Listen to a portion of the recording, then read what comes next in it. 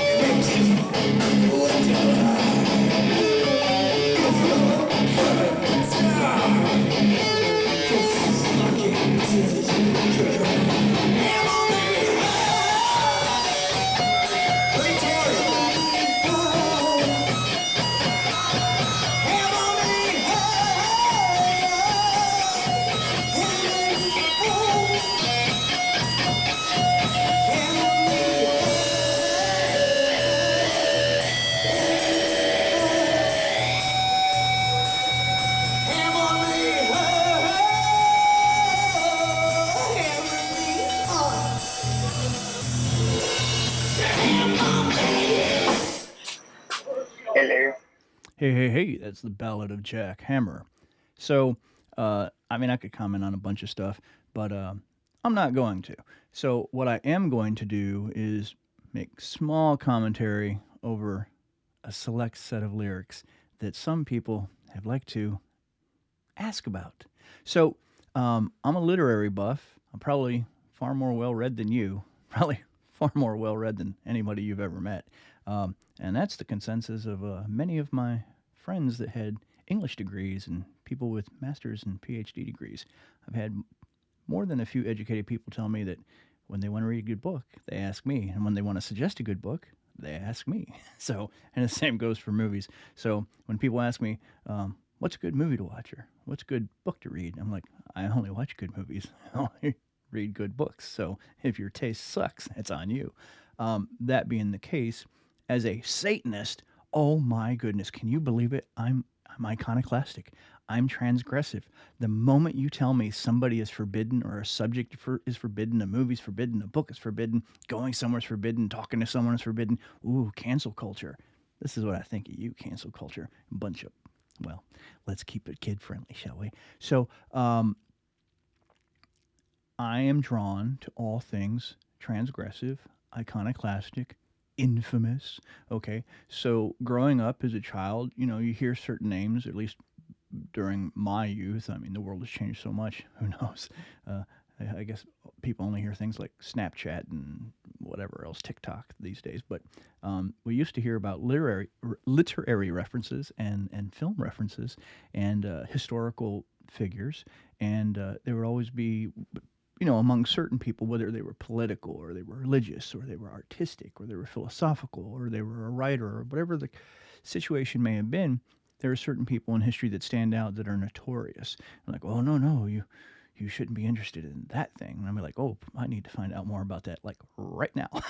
So, and as a kid, decades before the internet age, before the internet destroyed society in so many ways, we had these things called encyclopedias, and just you could get such a wealth of information. You could get a real kickstart, like Cliff's Notes, sort of get the summary of the AI summary of a certain topic, and then oftentimes that and other material would reference other books or authors or films or something or all of it to go down the rabbit hole. So then I would go down the rabbit hole. So anyway, so for Vladimir Nabokov and his dirty little book. So I've read multiple books by Nabokov, but of course his notorious book is Lolita. I didn't have any idea of what it was about. I was actually that naive on that particular word and its cultural significance. And when asking about it, because there was that new version of the movie coming out in the 90s at that point with Jeremy Irons and Dominic Swain, I was like, well, what is this about? I actually thought it was just a generic term, nickname for a prostitute because of the Amy Fisher story with her. They called her the Long Island Lolita, and she shot Joey Buttafuoco's wife in the face, and she survived, Mary Jo Buttafuoco, and it was a big thing for years in the media. And so they would call her the Long Island Lolita, and I knew she was, from what I recall, a 16-year-old call girl, right? So it's like, oh, it's like a prostitute thing, like maybe like a teenage prostitute. Well, there's more to it, of course, and it leans on the first part of that. That rather than the second, although the second in the story is applicable, frankly. So for Vladimir Nabokov and his dirty little book, so so these are lyrical references from the point of view of the other characters, or more precisely the author, the authorial voice, is what it's called sometimes in textual analysis. And so Humbert, the character Humbert, Professor Humbert, it's just his personal fancy, Lolita tastes sweeter. And then the next phrase, sticky peach fuzz every time I eat a peach, was a Allman Brothers 8-track that I had as a kid. When I was a kid, I probably had about 100 8-tracks, and I know most of you probably don't even know what that is. Anyway, let me stop waxing on, because I'm just entertaining myself at this point. So that was that. And then I've always been a fan of BDSM going back to a very long time, when I was very, very young. And in terms of the cultural influence, what really got me going was when in '84 I saw Wasp on tour, and so the lyrics in several of the Wasp songs from that debut album they're laden with BDSM, masculine, male dominant lyrical content, and then their stage show was pretty notorious too. And I think at one time they were billed themselves as banned from more countries than any other band or whatever. And I think their music is great, and I think Blackie Lawless is genuinely one of, if not possibly, the best metal singer of all time. And it's not that I love everything Wasp ever did, but man, what a voice! We're talking about Ronnie James Dio, Bruce Dickinson, of course. Those two you got to throw in there. Rob Halford, okay, you have to. But Blackie Lawless, he's a contender for number one for sure, in my opinion. Anyway, so then you add the stage show, the shock rock thing, the BDSM visually and lyrically, and I'm there. So the Marquis de Sade, that's a phrase I would hear as a child in film or whatever passing happenstance that it would come about, oftentimes associated with the devil, like, I don't know, like, we're calling up the damned from hell to be this jury on this court, in some sort of, skit or, whatever. And, and it'd be people like, Genghis Khan or something, and the Marquis de Sade or whatever. Like, who the hell is the Marquis de Sade? I want to know about him. Well, then I find out he's a nobleman, philosopher, novelist, pamphleteer, and the namesake of sadism and sadistic. It literally comes from his name. So anyway, so probably his most well-known book is Justine, and then there's another book called Juliet, and Juliet and Justine are sisters. And so they're a wealthy pair of sisters in a convent private school, sort of thing. This is back, he was alive and wrote during the French Revolutionary times. I mean, he literally was in the Bastille and freed from the Bastille on Bastille Day. So you have to put it in that cultural milieu. And so Justine was 12 and Juliet was 15 when their parents died tragically and suddenly, and then of course the vultures swoop in and they steal their inheritance and they're left penniless. It's the pauper, alms for the poor, alms for the poor.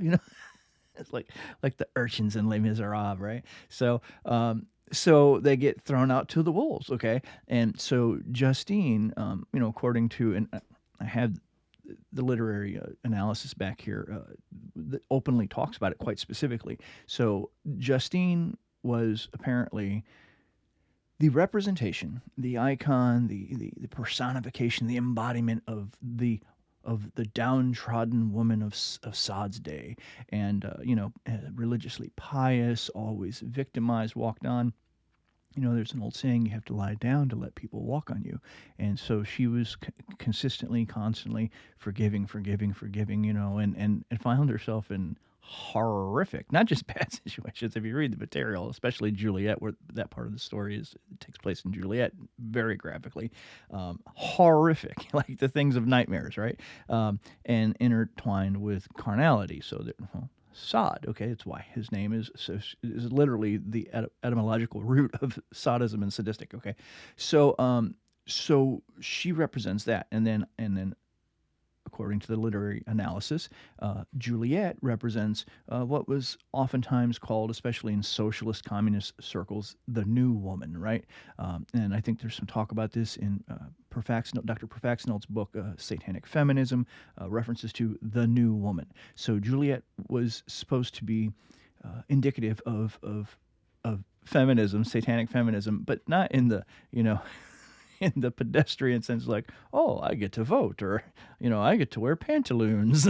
And I don't have to ride side saddle. I can straddle the horse like a man, and I don't know. I get paid to do work now instead of whatever else. And so not that version of feminism, but she's an extortionist, and she's a murderess, and she's incestuous, and she's libertine in every conceivable notion of what that word means, and that includes participation in black mass, infant ritual sacrifice, all again tied with excessive BDSM and carnal revelry of the highest and lowest degree, the height, the epitome of excess, and the lowest degree of humanity, inhumanity to man.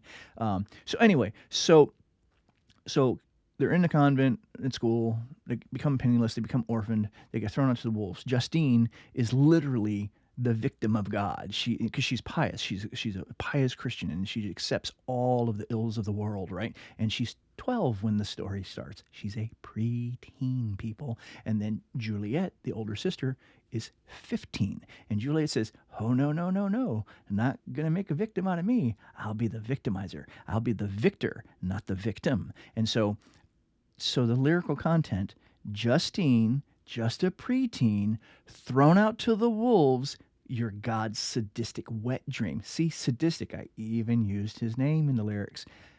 My pet, Juliet. My pet? I mean, I can split hairs about that. Sure, philosophically, I can make an argument for virtually anything, rhetorically. But, no.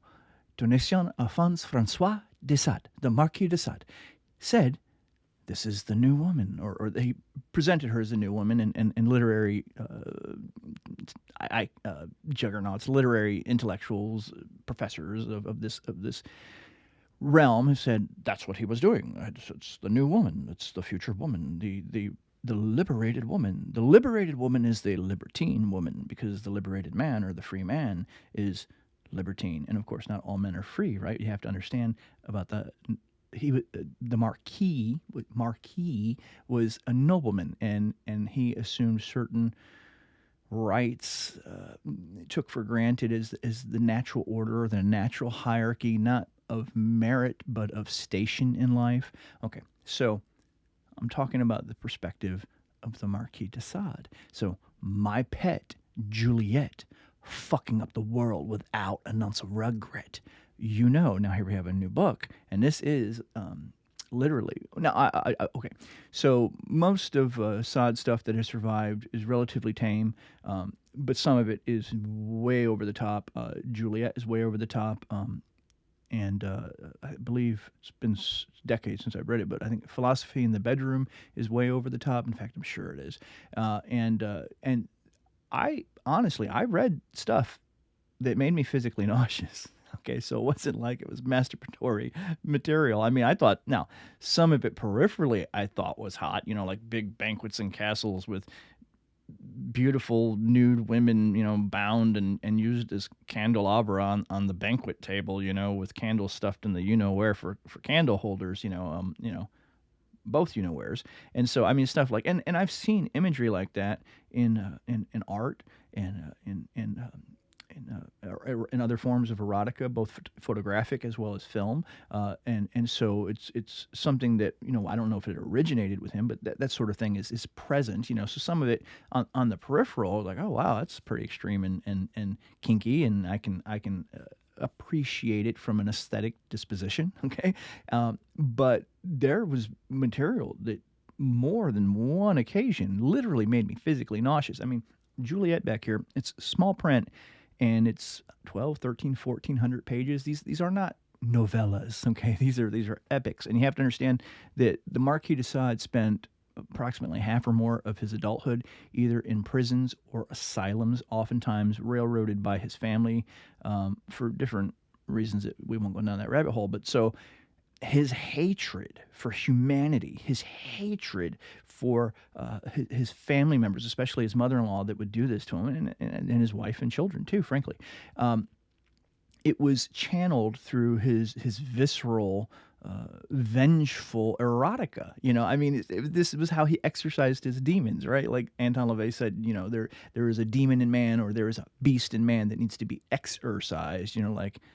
Like Jane Fonda or Olivia Newton-John, get physical, exorcise, not exorcise, like The Exorcist, right? And so that's what he was doing. And what's really hilarious, if you read like the letters between him and his mother-in-law, it's just crazy because this is a very different era. So he was in prison, but like he could have pastries and have wine and different things brought to him, and he could have those luxuries while in the Bastille or an asylum or something. And then he would write these letters, and it would just be the most horrible things you can imagine. Like, I'm going to do this, and I'm going to rip your entrails out, and I'm going to wrap them around me and be taking pleasure in their goo, and it's going to be horrible, but I'll love it, and this and the other.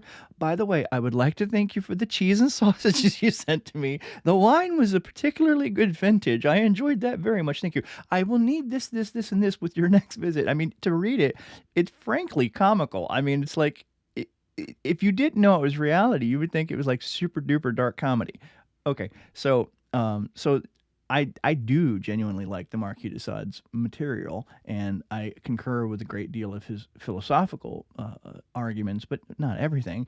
But within the context of that same material, again, for the umpteenth time, there was stuff in there that literally, physically made me nauseous. Or like I had to put the book down. I was like, all right, man, I am going to lose my lunch. Okay, that is too much for me.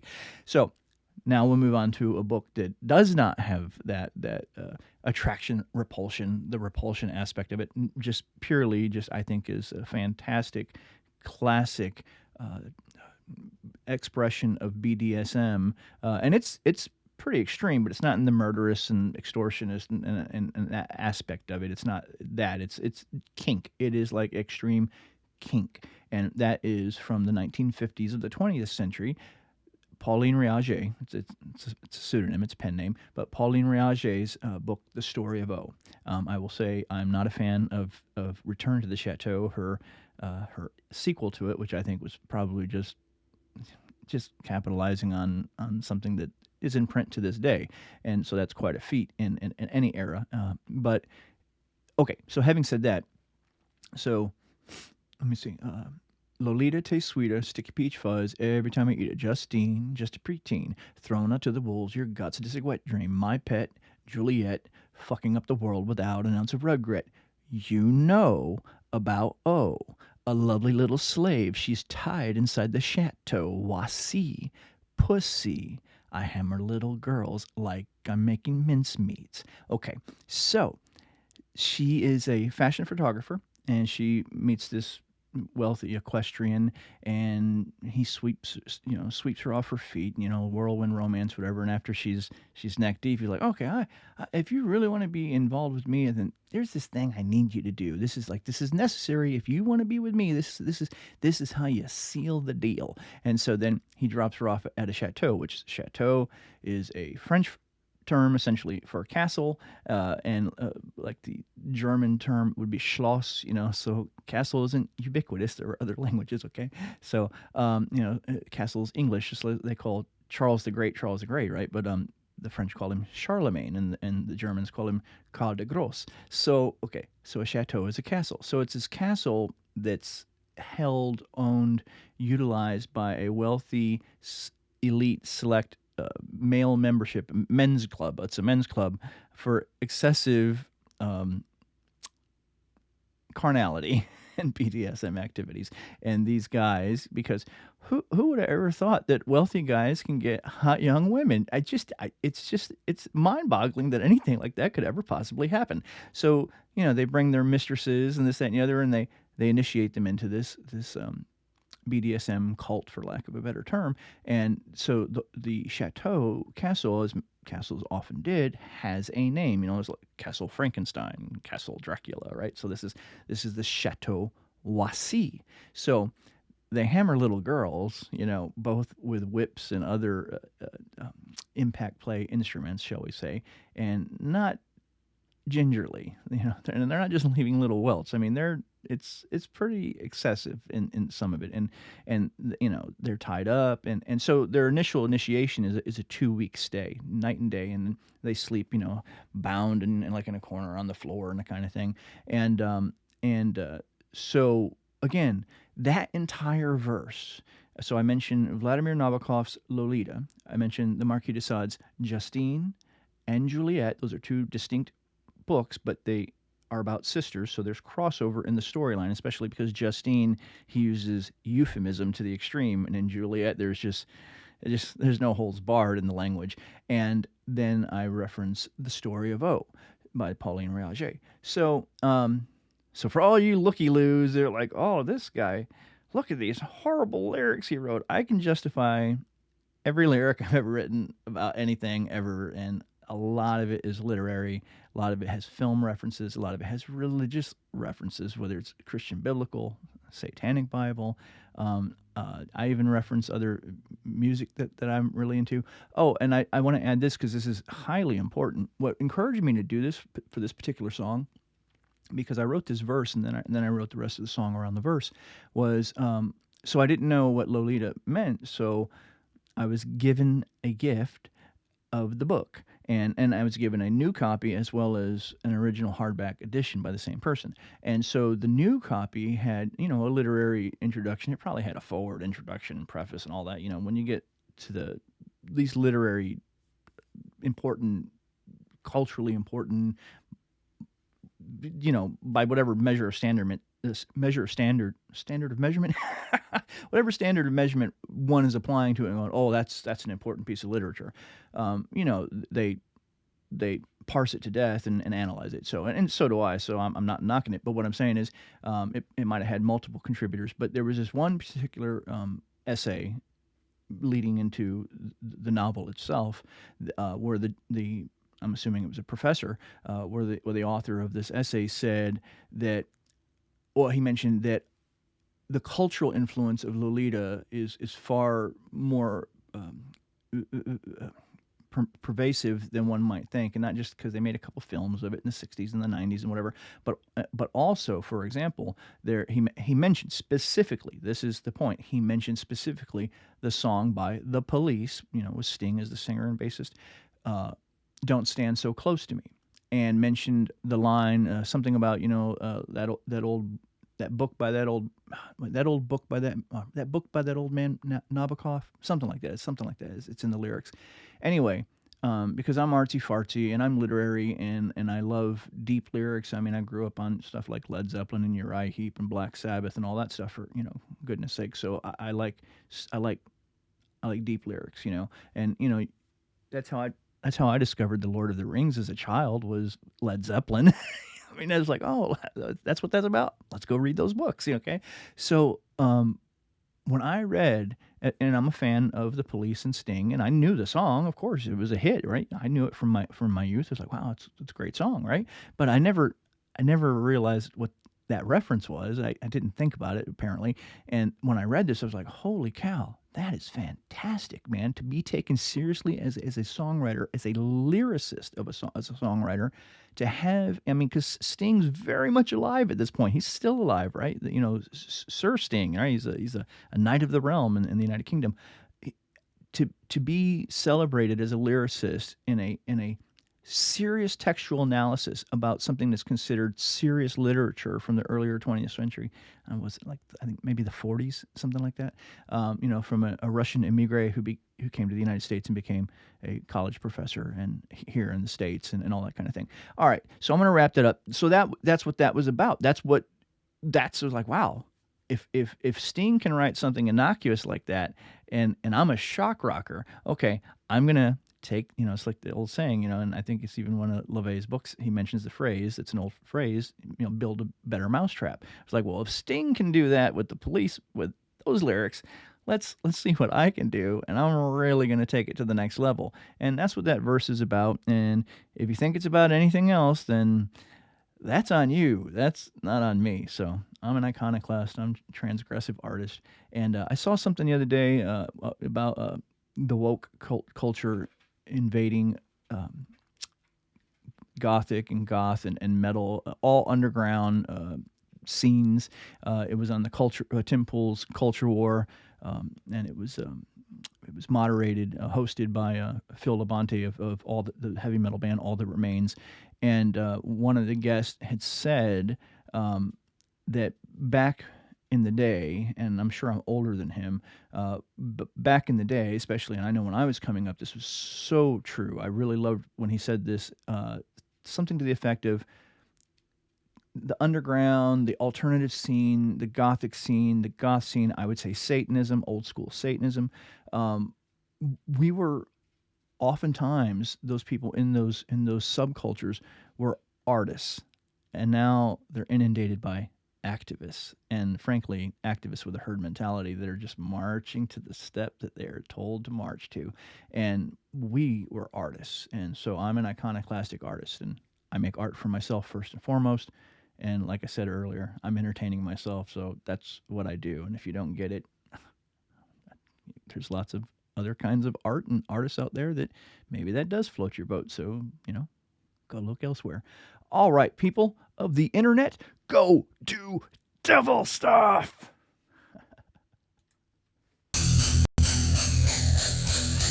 Warning. The system has become unstable.